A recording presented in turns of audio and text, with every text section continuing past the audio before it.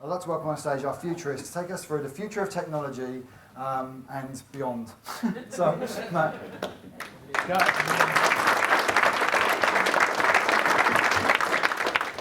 All right, everyone, how are you all? Suitably refreshed? Yep. So when we talk about the future, do you want me to talk about the near future, basically, or the next 8 hours, or the distant future? Brexit. What's that again?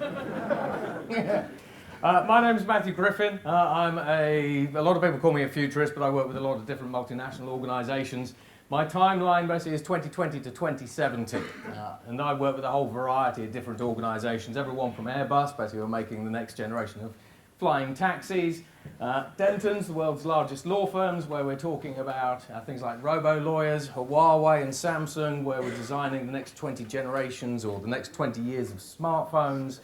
The Lunar X Prize, so 2019 will be quite exciting for us because we're going to be putting lunar rovers onto the moon.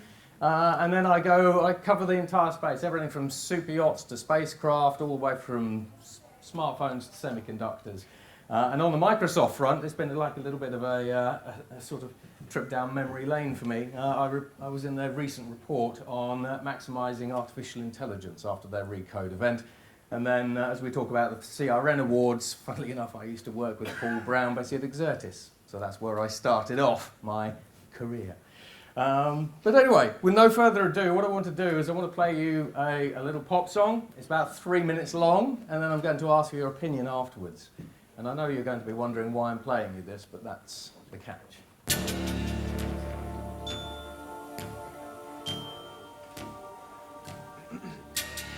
I wish I could see beyond what I can see. I wish I could touch beyond what I can touch. I wish I could feel beyond what isn't real. I wish I could imagine, yeah. There's more to who we are. There's more to what we could be. As I feel the weight of being, I'm learning how to break free. I'm breaking free. I'm breaking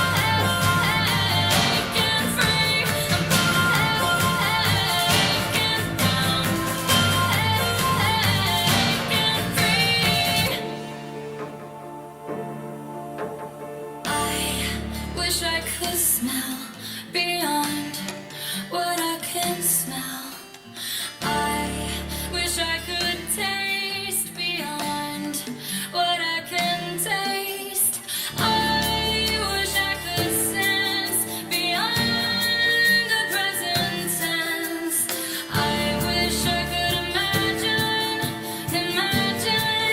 yeah. There's more to who we are. There's more to what we could be. As I feel the weight of being, I'm learning how to break free. I'm breaking free. I'm breaking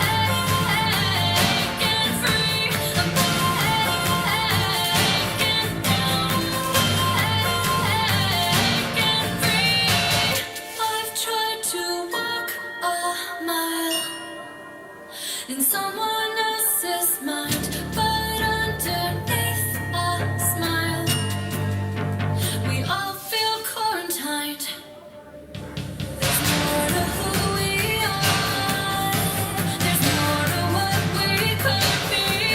As I feel the weight of being, I'm learning how to break free. I'm breaking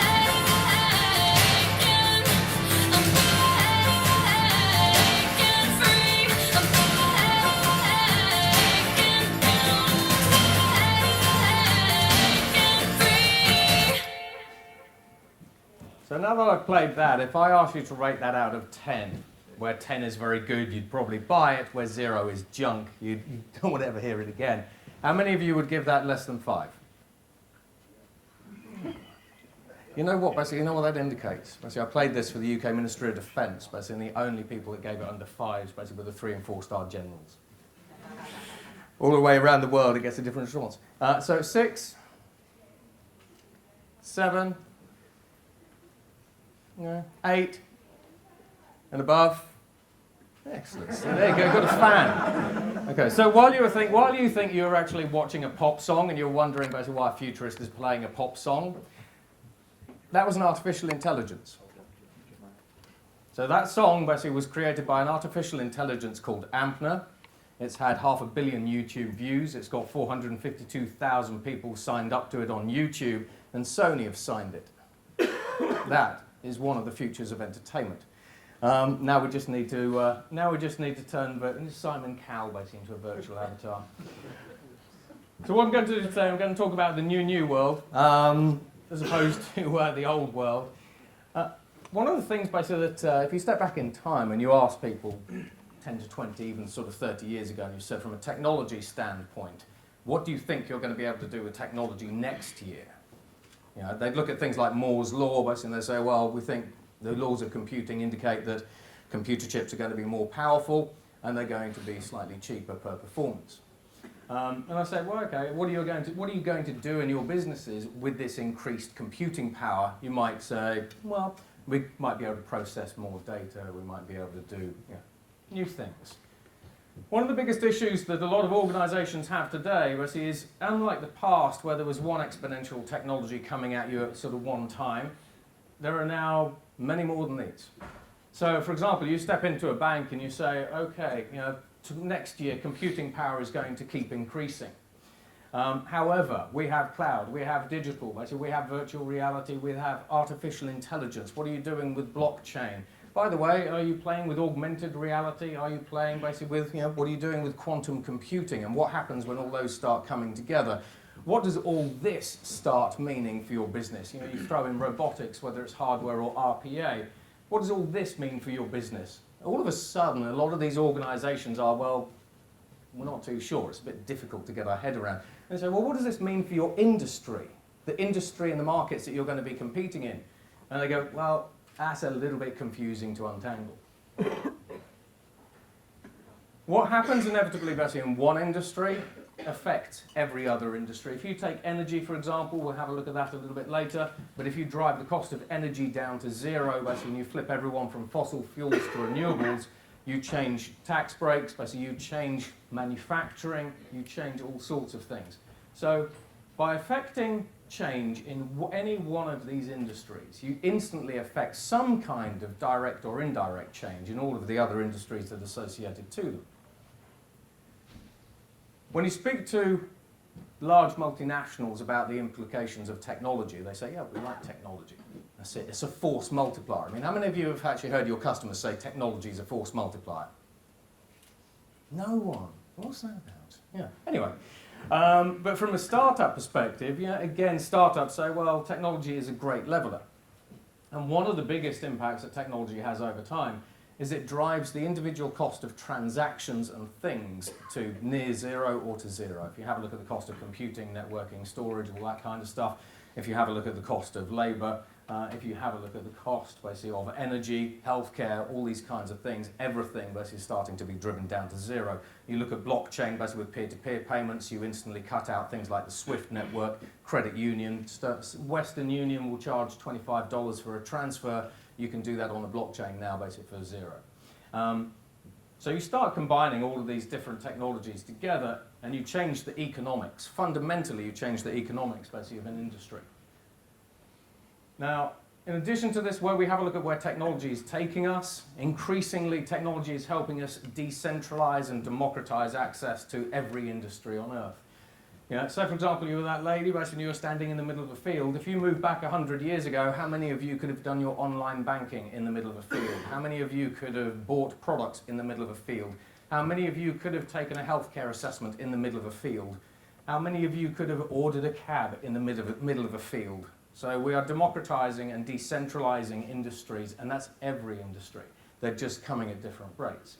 In addition to that, as we start having a look at the rise of some of these new artificial intelligences that are increasingly taking on cognitive work, what I'm finding as I travel around the world is more and more people are starting to think, what does it mean to be human? What can I do as a human that machines cannot do either now, basically, or in the future? So things like robotics, automation, and all that sort of stuff. And inevitably, that then brings us to purpose. As a human, what am I good at? Basically, what is my purpose? And again, basically, as Guy said here, we typically want to align with companies and communities that align basically with our core purpose and core values. So technology is having much more of an effect on society than a lot of people give it credit for. However, moving into some of these technologies, how many of you believe in magic? Yeah, one. I asked someone that the other day, and he believed in magic, but turned out he was a magician. So I think he might have been cheating. Yeah, Arthur C. Clarke's famous for saying any sufficiently advanced technology is indistinguishable from magic. If you sort of step back 100, 200 years ago and you show somebody something that projected light onto a wall, that would be magic. Artificial light basically would be magic. These buildings would technically be magic. How did you do that? However, how many of you have seen holograms in the movies? Yeah, let's see, movie buffs. Have you ever actually seen a real hologram though? Proper hologram, basically not like a W.H. Smith postcard. It's when we talk about the power of technology, where we are today, technology is a rocket ship.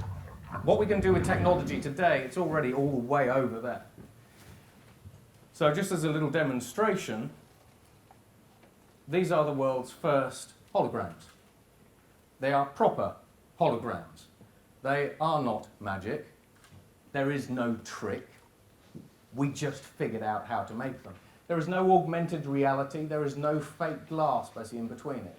These are true, floating, freeform holograms that you can touch and interact with. And today they're that big, tomorrow they'll be that big, then they'll get a little bit bigger, and then they'll start becoming more mature, and then they'll start becoming a little bit cheaper to buy, and then you'll start seeing them creep into products.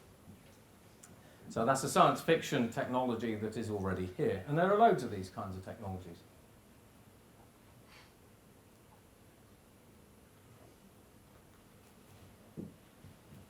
So how many of you still do training by watching training videos? Guy, you've got about 5 people who actually watch your training videos, so you might want to just have a conversation there. 3 years ago now, and this is sort of seeming dated technology now, the US DO, Department of Defense, along with an organization called DARPA, which is a bleeding edge research arm of the US Army, managed to upload knowledge to people's brains. So if you've ever watched The Matrix, there's Trinity, basically, she goes into she wants to learn how to fly a helicopter, so she goes into virtual reality, basically uploads knowledge to her brain. What the US Department of Defense did is they took 30 Top Gun pilots, basically they put them into an F-35 simulator. They took the F-35 simulator up to 35,000 feet. They put the F-35s into a flat spin, which is particularly hard to get out of, apparently, and then they dropped it. And they told all of the Top Gun pilots to land the F-35, take it out of the spin, land the F-35. All of the pilots managed to do that because they're America's best. What they then did is they then took 30 completely unqualified volunteers who'd never ever stepped into an aircraft before, put them into the same simulator, gave them a sort of quick update on the controls and bits and bobs, put the skull caps that the Top Gun pilots were wearing during their sort of event, replayed the Top Gun pilots' brainwaves to these 30 volunteers, and 60% of the volunteers landed the airplane. The 40% of the people who didn't land the airplane didn't have the kinetic responses to do so. So at the time, critics said, okay, you've uploaded knowledge, but only lasted 30 minutes. At which point the critics, the scientists at the time said, yeah, you kind of missed the point. So unbeknown to many people, the human brain is actually plastic. If you understand, a little bit like a computer, if you understand how it works, you can stream information from it, you can stream information to it. And as we slowly start unlocking the secrets of how the brain works, these types of technologies become increasingly possible. Neural streaming. How many of you would like to be sitting here basically streaming your thoughts to YouTube? I might not necessarily like it, let's face it, probably a load of dark stuff. But how many of you Yeah, when you're asked, basically, how was your holiday? You know, you go, oh, let me get the phone out. Here we go. It's got, yeah, nice. You know, or get some real photos out. Yeah, this is my holiday. What if you could just put your brain on YouTube?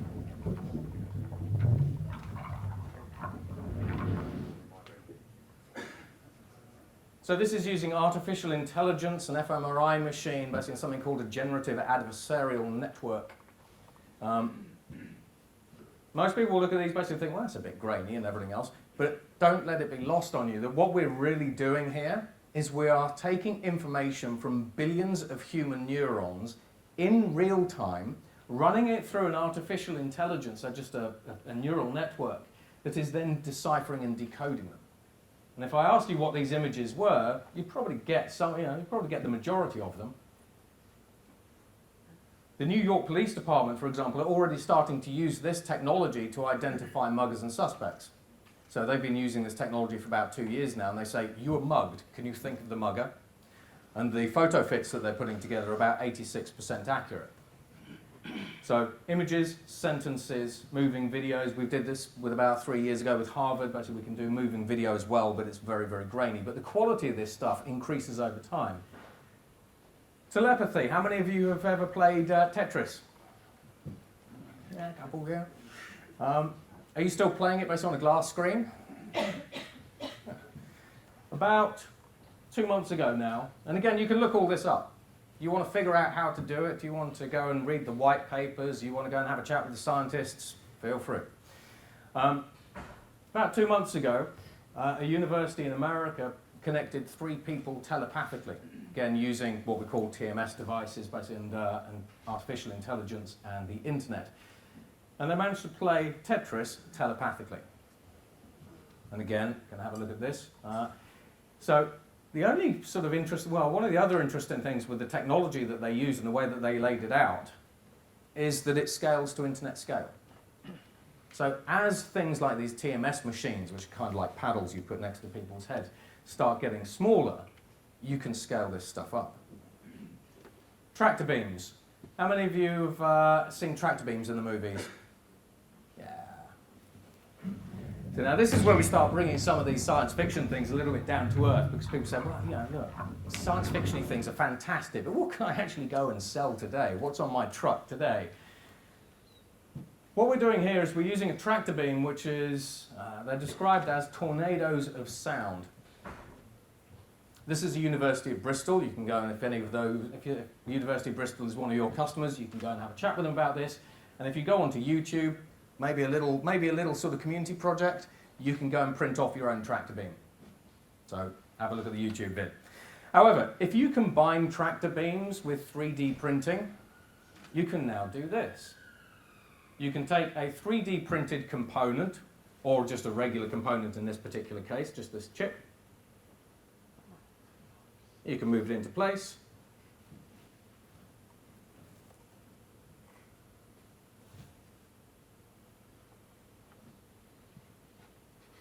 These are the sounds. This is where the ultrasound's coming from.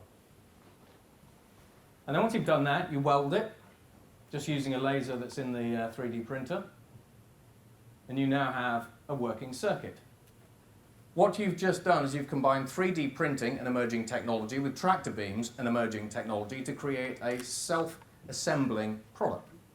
You start disrupting manufacturing. You take this into Hon Hai or Foxconn, who make the Apple iPhone, and a whole bunch of others, and you change manufacturing. Now, from a technology perspective, after all, we have said, sort of, like Guy said earlier, technology is at the heart of what we do. I think that we're entering something called the techno-Jurassic era.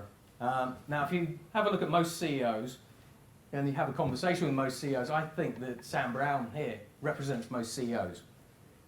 That's the big multinational organization. That's the SME, the SMB, because it affects all of us. And this is the new technology, and these are the new startups that are building things using this new technology. And these CEOs are looking at these raptors, basically going, are these things going to hump us, or are they going to kill us? And you're not sure. So we have all this technology. We can do all these sort of new things. We can create new products and services, new industries. But because we don't really know, basically, what we can do with this technology, and we don't know how to combine it, we're not really sure, basically, what the behavior of these animals is going to be. Earlier I showed you a little slide basically that suggested we have what, all the common technologies you'll know about, robotics and all those sorts of things, so sort of what, 8 on there. There aren't just 8 game-changing emerging technologies. There are actually about 500. I could only fit 170 of them on this radar, and it covers absolutely everything. The idea behind this is if you go round the wheel, you want to make your next generation product or service, you need some way to manufacture it, connect it, power it, you need some intelligence and computing in there, you need materials, and then you might need some robotics, whatever, security and sensors, and then finally at the end of the day you need a user experience. But if we have a look at these things, you've got 3D printing, we've got 4D printing, which I'll come into. You've got bioreactors, so if you want a really strange application of a bioreactor, there are 2 applications. Firstly, we can use bioreactors to transform the global food industry. So we can grow meat, basically in a bioreactor from stem cells. China bought $300 million worth of what we call clean meat from Israel, and the US FDA have now certified clean meat basically to go onto the shelves at Walmart. Clean meat is the meat that you eat, the chicken, the duck, the turkey, all that kind of stuff, without the animal. But another thing that you can use bioreactors for, if you combine a bioreactor, so you take a bioreactor which can be something like a silk handkerchief, you put on a rather exotic and complex progesterone cocktail, and you put it onto an amputated frog's leg, it grows the leg back. And now basically people are now starting to try to use these things for regenerative medicine, where in 10, 20, 30 years, they want humans to be able to do that. So there's all sorts of strange stuff. Biotech basically is a fun place to be. Gene editing, last year the NHS did in vivo gene editing, so if today you are born with an inherited genetic disease, something like Huntington's, you go to your GP, you say, I've got Huntington's, and he goes, yes, and you also have 20 years of painful life left to live. What can I do, doctor? I'm sorry, you can't do anything. Well, now you can. Thanks to gene editing, we had a Huntington's patient go into the NHS here in London, and they did in vivo gene editing with something called CRISPR. They put an IV in his arm. This CRISPR technology went straight into his body, found the faulty gene, clipped it out, clipped a new one in. He no longer has Huntington's. This is where we are with technology. But all of these are blank slates. You can use these for great good, you can use them for great bad. The power is not necessarily in the individual technologies themselves, it's in how you combine them. From an energy perspective, we see electric cars basically coming through. But if you have something like a Tesla, it takes, 10 to 25 minutes to charge it up. If you go and use something like a polymer, you can charge up your electric car in 2 seconds. And then why bother charging your car at all? Why not simply go straight to things called carbon nanotubes, create a structural battery out of something like carbon fiber, and now you have an electric car that doesn't need batteries. And the company that wants to be first to market to that is Lamborghini. So as we start moving from fossil fuel combustion engine cars to electric cars with lithium-ion batteries, we go to wirelessly charged electric cars with lithium-ion batteries, we then go to the car as the battery. From a machine systems perspective as well, lots of you in the tech community will understand that quantum computing is starting to come through. There are more and more conversations going around how we use quantum computing to boost artificial intelligence. But we also have biological computing and DNA. So University of Manchester, we've created 5 generations of biological computers. You want to turn a bacteria or a human cell basically into a computer, in a computing device that then stores and replays things like movies. We have that technology already, we've done it. In addition to that, things like chemical computing, liquid computing, we've created liquid transistors. So again, if you're putting together a computing platform, as you need a lot more than just transistors. But again, these things start opening up the door to things like liquid computers. You can turn the human body into a computing device, and again, we've done that over the past couple of years. Swarm intelligence, Tangle, so when we have a look at things like blockchain as well, increasingly Microsoft, for example, are coming through with minerless blockchains, so proof of authority. Materials, self-healing materials, all that kind of stuff. Robots, hard, soft robots, avatars. We're doing lots of things there, basically on the customer service front, for example, as well as general manufacturing. On the security side of things, basically we have in development a whole variety of allegedly hack-proof systems, things like the Morpheus computing platform. The Morpheus computing platform is a traditional style computing platform that reconfigures its own hardware and software. It reconfigures both. It's called a Rubik. Essentially, it's like a Rubik's Cube. Sensors, we have quantum sensors coming through. In the UK, we just built a quantum compass. That eliminates basically the need for GPS satellites. And then user experience, we have things like neural streaming, holograms, augmented reality, and virtual reality, and that kind of stuff. So put all these things together. These are your next generation industries, your next generation products and services. Now, today, basically, we think that the pace of change basically is quick.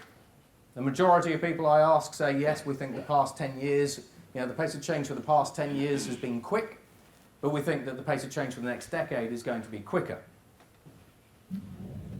What if we end up in a position where the products simply design themselves? What if you could come up with thousands of options for a single design without drawing, all of which meet specific goals set by the designer? And from those options, pick the one design that delivers on the most important criteria, the design you couldn't possibly have imagined. This is generative design, a technology that harnesses massive computing power, creating forms with precise amounts of material only where needed, achieving maximum performance while wasting nothing. But generative design can be about much more than simply turning out alternatives. Prototypes can be scanned and equipped with sensors that provide real-time performance data that can be looped back into the design process, so the object, in effect, co-designs itself. And depending on the material and method of manufacture chosen, the software can optimize the design for those choices. The things that have limited us in the past, software, materials, manufacturing, no longer do so. With generative design, the world can look and perform any way we want it to. This is the next stage in the evolution of design, and it's happening now. So that's an example of a generative adversarial network from Autodesk. So if you have a hardware product, you give the computer a wireframe, you ask it basically to create, say for example, a drone product, create my drone, make my drone lighter and more reliable. The system will then go off, it runs tens of thousands of simulations a minute, and it will come back and say, here's a really light drone. So doing that with hardware at the moment. However, in terms of where we are, what if we could increase your rate of innovation by 1,000-fold, 10,000-fold? What would that start meaning to your individual business, your industry, let alone society? Today, these creative machines are here. Iterative innovation. Take a hardware product, make it a little bit better, and then iterate on that. They're also starting to do the same thing with processes. They're starting to create their own business models as well, which is sort of rather random. But eventually, we get from iterative innovation to primary innovation, which is a little bit game-changing or something sort of that's quite interesting and new that we might not have seen before, and then eventually we get disruptive. So think about a generative AI or creative machine that's plugged into the internet and it's reading all the Facebook posts and says, look, lots of people are complaining about this product, so what I did is I found a wireframe of that product, downloaded it, I then iterated it, basically, and here's your new product. By the way, I've also created a marketing campaign and all sorts of bits and bobs, and I've started selling it, thanks. As we start seeing advances in computing, AI, materials, and 3D printing, we can now do something better. So this is another world first. This is from start of this year. This one looks a bit odd. This is a world first. See, you have no idea what it is or what we're really looking at. So, University of Oslo called this a sausage robot.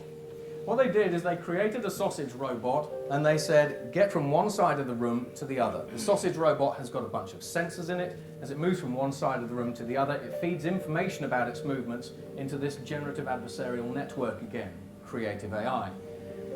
The AI knows that the task in hand is to get from one side of the room to the other as quickly as possible, and so it runs thousands of simulations, tests them all. So that's the gown up there. And And these things just run from the cloud. They aren't really compute intensive. But what happens is the creative AI produces robot version number 2, sends it to a 3D printer where it's printed off.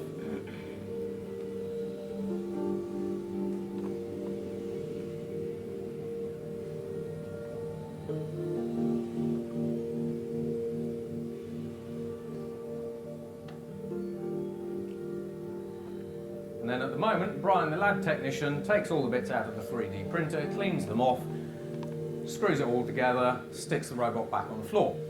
But if you swap that 3D printer for a 4D printer, where 4D represents time, and we did this with MIT 2 years ago, the robot walks off the printer itself. So that is the world's first self-evolving robot. Now you start applying basically these principles of self-designing products to everything from cars. Imagine as you have self-driving cars moving around, basically they suddenly say, look, we're being used in this way.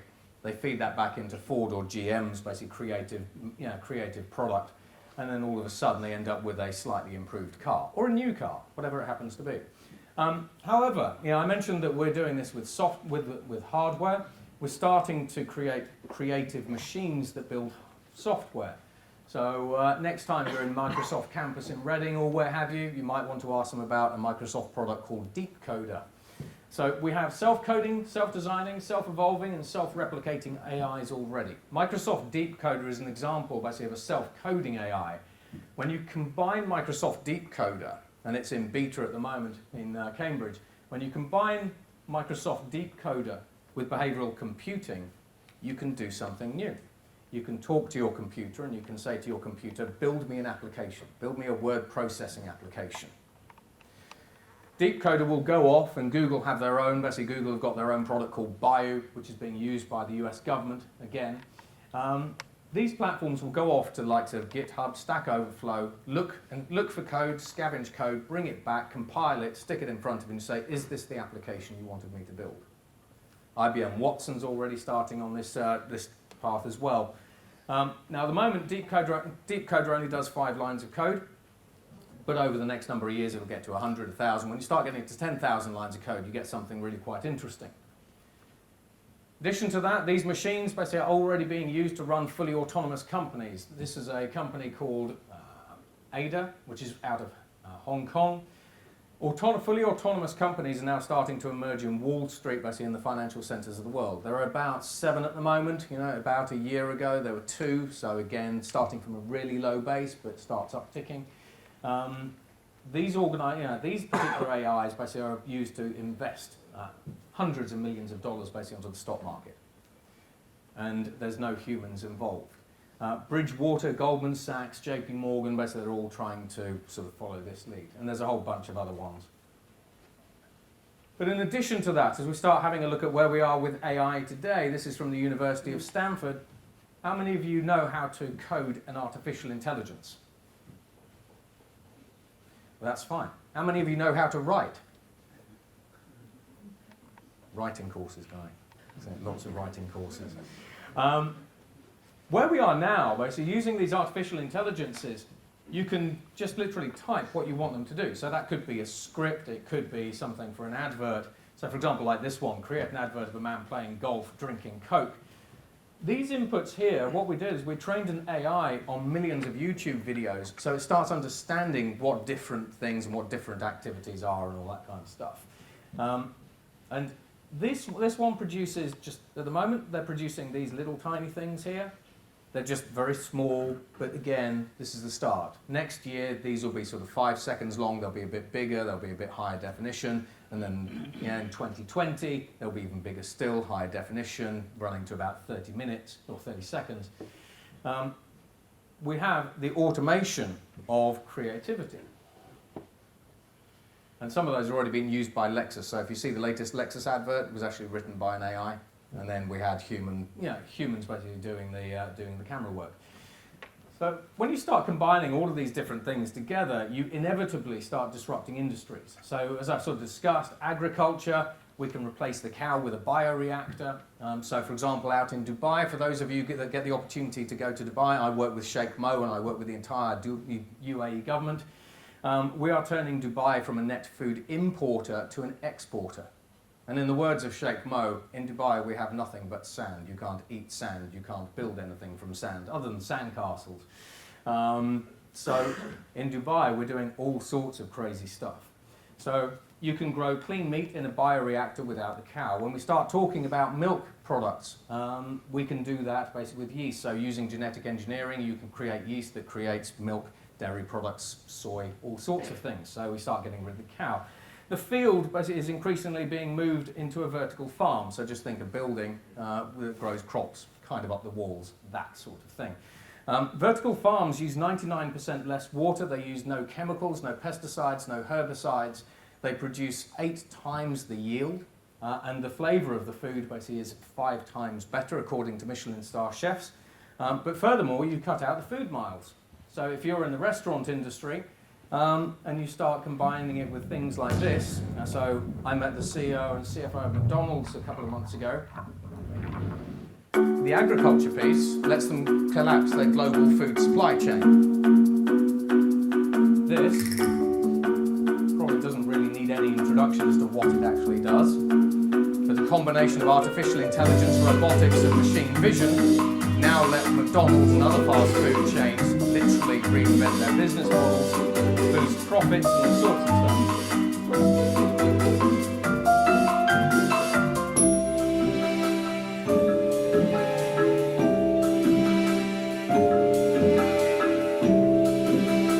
So this particular robot is a robot called Flippy. And it was pushed out by a company called, it was pushed out in California to a company called Caliburger. One of the biggest problems of Flippy, because Flippy actually ended up getting fired, Flippy was working too fast for the human cooks. So they had to fire it, retrain the humans to figure and get them to work with Flippy faster. Now from a McDonald's perspective, you already have autonomous order, you've already got self-order, you've already got contactless payments and so forth and so forth. You start automating the kitchens, you collapse your global supply chain. I think you probably just reinvented the company. From an energy perspective, I sit on the Technology and Innovation Committee for Centrica. So we are trying to reinvent European energy. So this is things like autonomous energy grids. Increasingly, from an energy perspective, we're moving from fossil fuels basically to renewable. The benefit of renewable basically is that, unlike oil gives you pricing like this. We'll see, if you read the BBC, you'll see OPEC are doing this basically with the oil prices all the time. With renewable energy, price only does that. Down in Dubai, basically, we're now at just around 2 cents per kilowatt hour, and we're driving to zero. And that's with solar panels, basically, that are about 17% efficient. In the labs, we have solar panels that are 27% efficient, so that 2 cents per kilowatt hour goes even lower. If you start using something called cyborg bacteria, you can create bacterial solar panels where you can get the efficiency of these solar panels up to 40%. And if I give you a bunch of solar panels today and I install them for free and I maintain them for free, so maybe basically they are, 100% reliable, you can disconnect yourself from the grid. So this is why with organisations like RWE, E.ON, EDF, Centrica, they see this coming. And so how do we react? And how do we get on the front foot? Virtual stars, I showed you Ampner at the start. Increasingly, basically, we are using artificial intelligence to create a whole variety of different avatars. I mean, we already know that a lot of the films that we watch, if you watch Avatar the movie, if you watch Star Trek, Star Wars, whatever it happens to be, we all know basically that CGI, most actors nowadays basically say they just stand in front of a CGI screen. So we're at the point of being able to automate the actor or the actress, even things like virtual bloggers. There's a virtual blogger called Lil Michaela. She's got 1 million followers, and increasingly this virtual blogger is being used by organisations like Prada, Diesel, those kinds of guys, to sell their products. And the reason for that is because apparently they say working with human models basically is a bit too tough. Whereas with virtual models, and again these virtual models are high definition, high res, you can't really tell the difference any longer. With a virtual model, for example, in the vblogger world, you can say, I've got these clothes, basically can you put them onto the virtual blogger? I want basically this skin colour, this body type, you know, all that kind of stuff, and off you go. So entertainment is changing. From a healthcare perspective, I talk about, we talk about technology being a blank slate. What if we could democratize primary healthcare, or some of primary healthcare, for 300 to 400 million Africans, or even in the UK? If you take artificial intelligence and you combine it with a smartphone, bearing in mind that smartphones have got accelerometers, basically they've got a whole variety of different sensors and cameras and all sorts of bits and pieces on them, you can do this. So if I'm standing on stage and I'm looking at the screen, basically you think I'm taking a selfie, and you say, look, what are you doing? I say, well, it looks like I'm taking a selfie. I'm just checking myself for pancreatic cancer. So you're in the middle of a field, remember? Democratizing and decentralizing healthcare. Because what we're doing is we're using artificial intelligence, basically combined with the camera on the phone, and we know that when you get pancreatic cancer, your eye's yellow. I can now do this, and you can say, well, what are you doing now? And say, just checking myself for skin cancer. And this is all at about 96 to 98% accurate. These are more accurate now, basically, than the world's best human doctors. If I do this, and you say, well, what are you doing now? You look like you're talking into your phone. I can say, you're right, I am talking into my phone. But the good news is, I don't have dementia. Because when you start getting the early onset of Alzheimer's, your voice fluctuates. And when I do this, I can also say, oh, by the way, I haven't got any other flu-like diseases or that sort of stuff. Because, when you get a gravelly voice, humans can hear it. These things basically pick sound up at the ultrasonic range. And then, in addition to that, I could do this. And you say, well, what are you doing now? And I say, well, I'm just checking myself for atrial fibrillation, a bad heart attacks, all that kind of stuff. Because we're using the accelerometers basically in the phone combined with artificial intelligence. But I'm fine. Now you take this technology, you stick it into a pod, you stick it into a car, you stick it into a room, and when you start walking into the room basically, or your device can say, look, I've given you a 1-minute health check, basically you seem fine. You shove that stuff into an application, like we are with Samsung and Huawei. All of a sudden, people who are in the middle of Africa, basically, or in the plains, wherever, provided they have a smartphone and some form of connectivity, now have access to healthcare. And that's the start. That's a $50 smartphone, basically. And the people that have put these technologies together are students. We're not talking about the world's best deep learning experts. So democratizing access to healthcare. When we start having a look at one of the retailers, as well, retail is changing. Retail has already gone through pain. If you go and have a conversation with a retailer, they think, look, we've already gone through pain. E-commerce has already sort of, hit us quite hard. What if we start now combining some of these technologies together? And there's a company doing this, and you pretty much all use them, I would wager. So we have a company that is now using these creative artificial intelligences to go off and design clothes. So say, for example, you want to buy a shirt or something like that.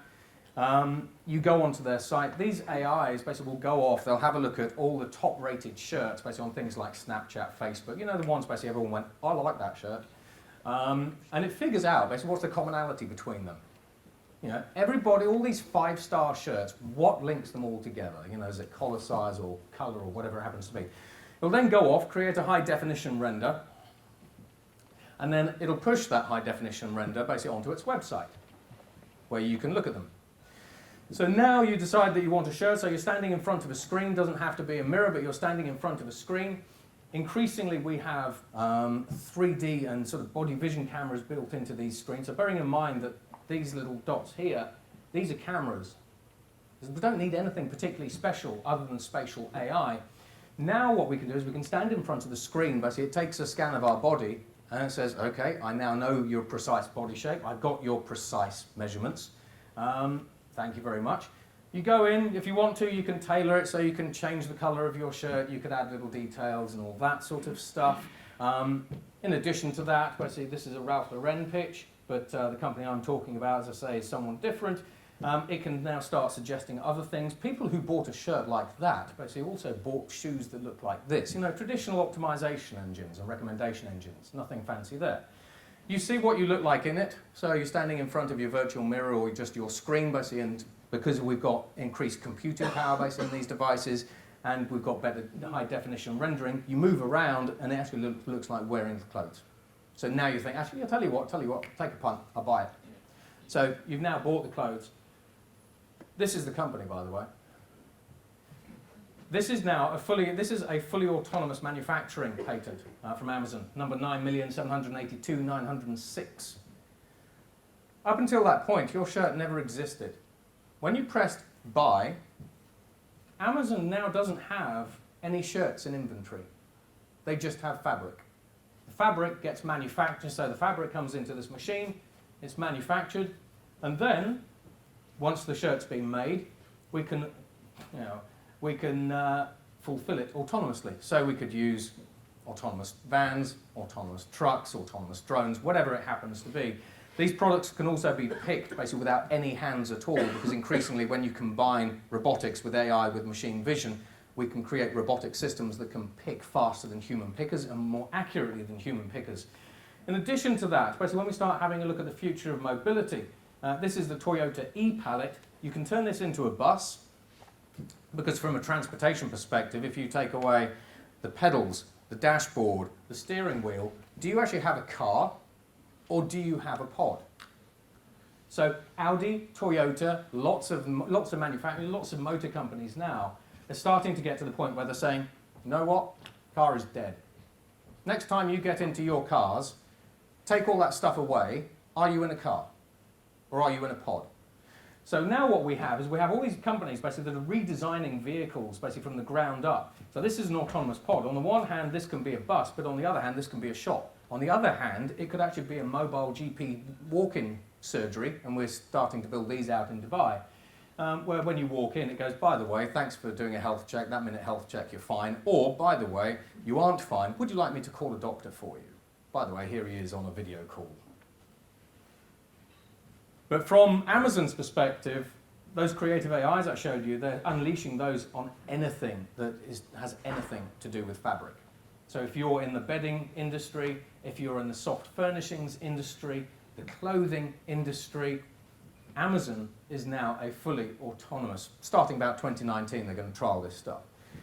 Amazon basically will be the first fully autonomous retailer from start to finish. However, in addition to that, when you start having a look at how we use artificial intelligence in devices, what if you never really had to go shopping again? What happens basically if that tablet that you have there, you say to the tablet, using behavioral computing, because we're increasingly talking to our devices, you say, show me a shirt.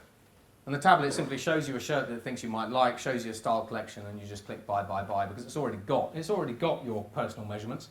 These things increasingly are going to be acting as personal shoppers. So, combination of technologies. Take a bunch of blank slate technologies. Now apply human innovation. How many of you buy clothes? That sounds good. No hands up though. That's it. So I don't know. Clothing budget maybe next year. That's it. Yeah. So clothes. Wouldn't it be great if we could make the fashion industry much more sustainable? What if we could 3D print clothes? But not just white t-shirts. This is a lady called Julia Davey. She runs out of Miami. And as you can see, all of these are 3D printed. Nothing is traditionally manufactured.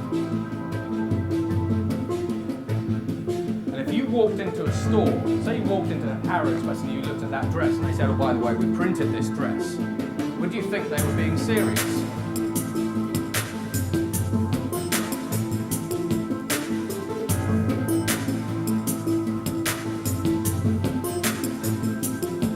Cut out the entire global supply chain. There is no wastage basically when we're making these clothes. The sustainability basically is dramatically improved. The environmental footprint basically is demolished.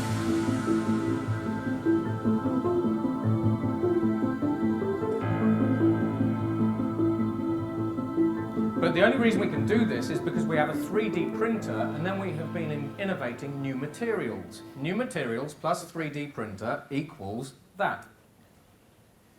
Now as we start talking about construction, building the future, increasingly, for example out in Dubai, by 2030 we want 25% of Dubai to be 3D printed. And we're actually on track, 2% basically this year, or 2% in 2019 will be 3D printed. We're also trialling fully autonomous construction sites. So these are drones basically from a company called Skyhawk. And these drones then start orchestrate, they're essentially the conductors, they start orchestrating the semi and fully autonomous vehicles basically that are on the construction site. From a 3D printed building perspective, we get AIs basically that design the buildings. And now in Dubai, starting 2021, we're going to 3D print an 80-story skyscraper. But again, in order to do this, you need the technology, you need the processes, you need the regulators on board. You fundamentally need to redesign how you build a building. And the way that we're going to do that is using 3D printers and robotics. So at the moment, we are 3D printing houses and all these sorts of things. Out in Ukraine, California, Dubai. And you can see it's not an amazingly innovative concept. What we have done is we have taken new technology and given it a twist.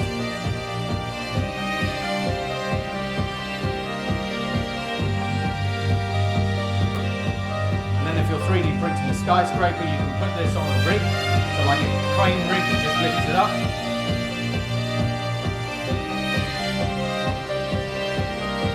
These things, they're building houses in Denmark, in France, but if you want to build a 4-story house in the UK today, or a 4-bedroom house in the UK today, it's going to cost you about £150,000. In France, basically, we've built 4-bedroom houses that people are now living in, basically, and it cost us $3,000.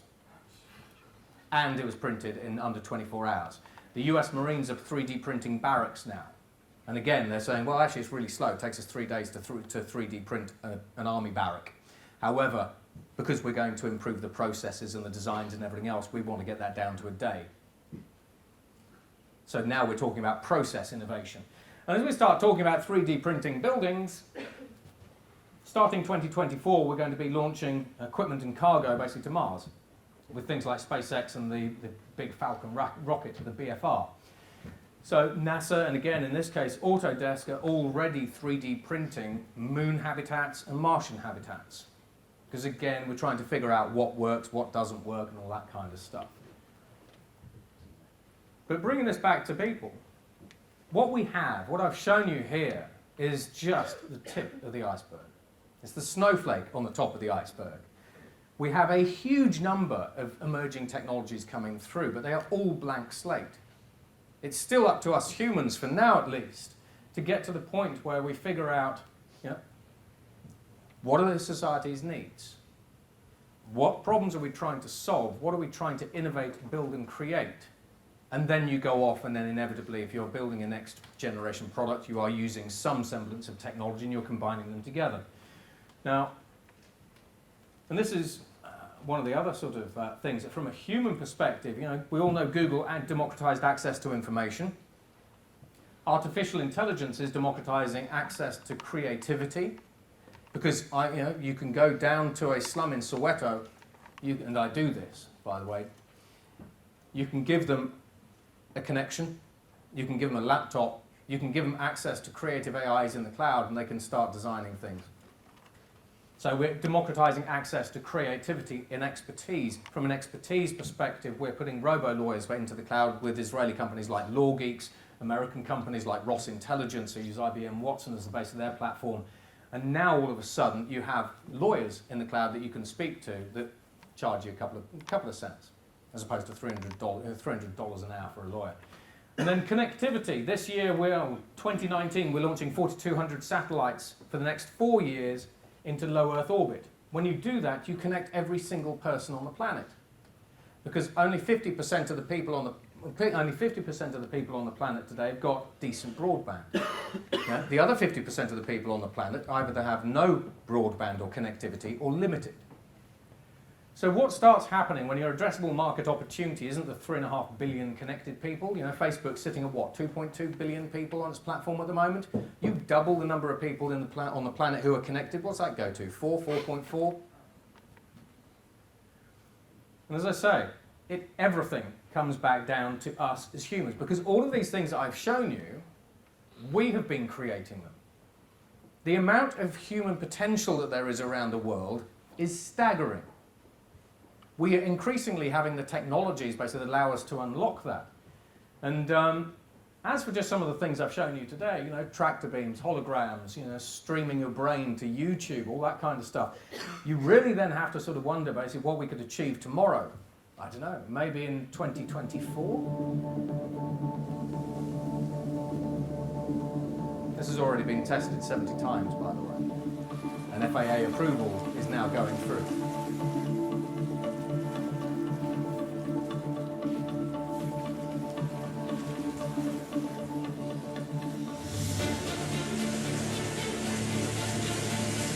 Want to take a trip?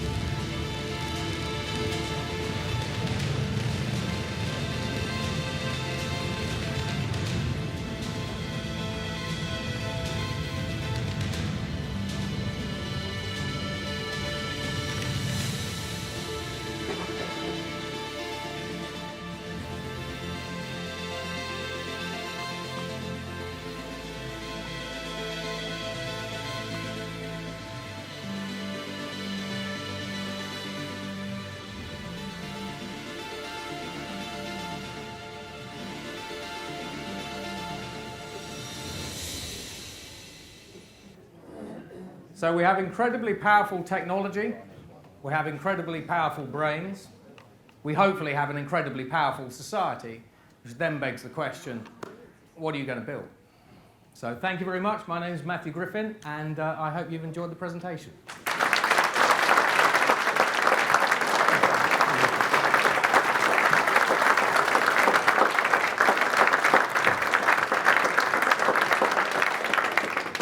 Unbelievable.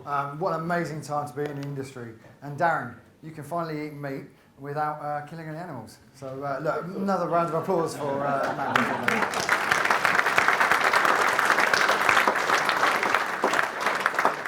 So listen, I do understand the London buses are nearly here. So look, Matt's going to hang around. He's going to be travelling. Matt, you're still coming to Putt Shack, yeah? Yeah, so ask him as many questions as you like.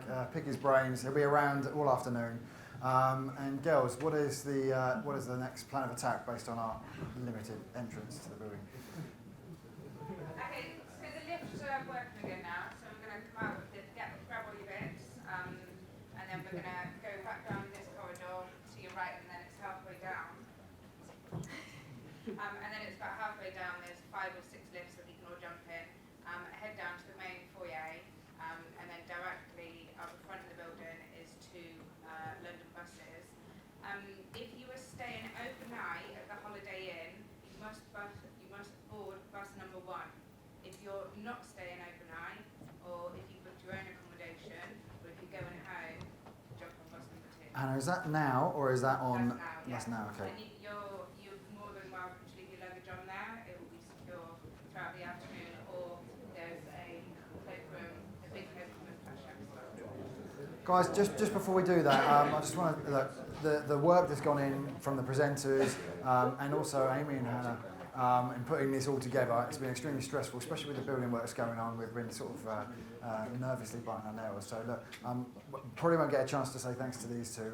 So a massive round of applause for these.